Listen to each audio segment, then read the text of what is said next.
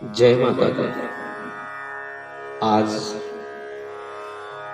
नवरात्रि का 9वां दिन है और 9वें दिन की उपासना, पूजा विधि और मंत्र और देवी का नाम क्या है ये सभी जानेंगे। नवरात्रि के 9वें दिन माँ सिद्धिदात्री की पूजा की जाती है।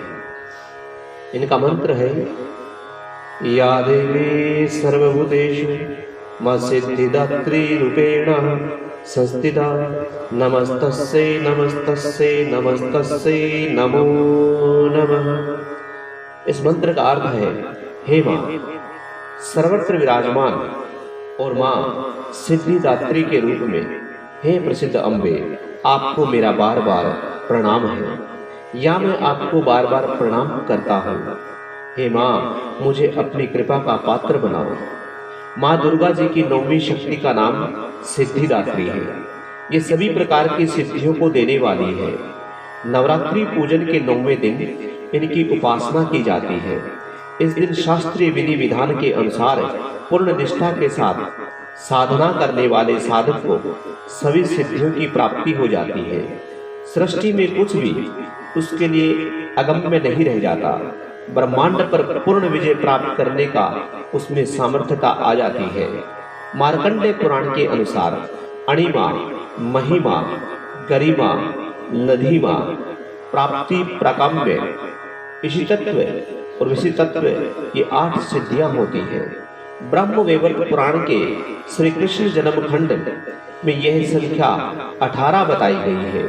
इनके नाम है अणिमा, लधिमा, प्राप्ति, प्रकाम्य, महिमा, इशितत्व, वशितत्व, सर्वकाम वसायिता, सर्वज्ञतत्व, दूर श्रवण, प्रकाय प्रवेशान, वाक सिद्धि, कल्प वृक्ष तत्व, सृष्टि, संहार करण सामर्थ्य, अमर तत्व, सर्व न्याय तत्व, भावना और सिद्धि।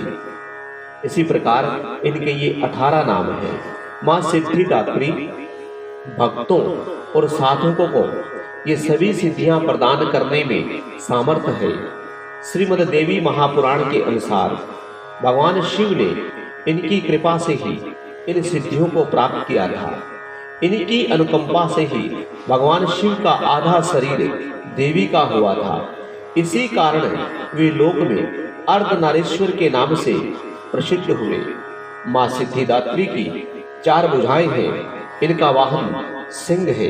ये कमल पुष्प पर आसीन होती है। इनके दाहिने हाथ के नीचे वाले हाथ में कमल का पुष्प है। प्रत्येक मनुष्य का यह कर्तव्य है कि मां सिद्धिदात्री की कृपा प्राप्त करने का निरंतर प्रयत्न करे, उनकी साधना की ओर अग्रसर हो।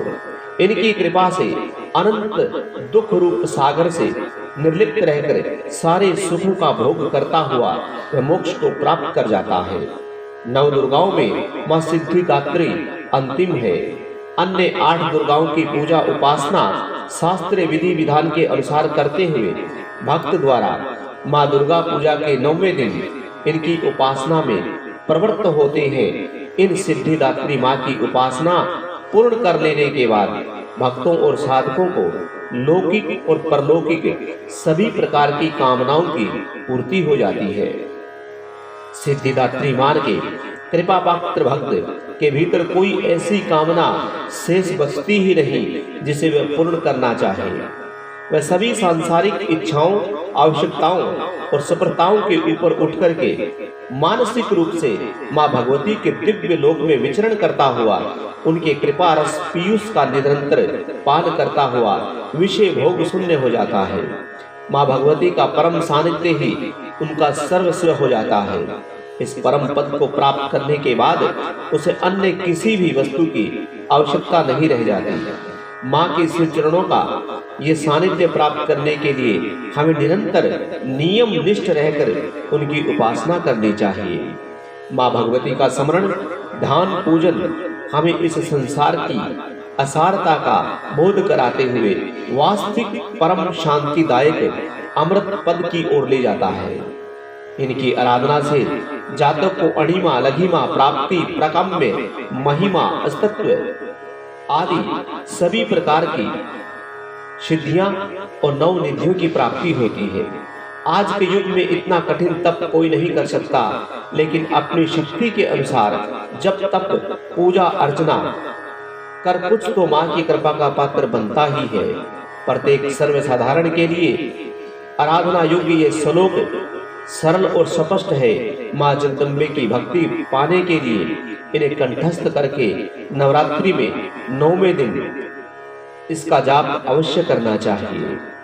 जयकारा मां शेरावाली दा बोल साचे दरबार की जय।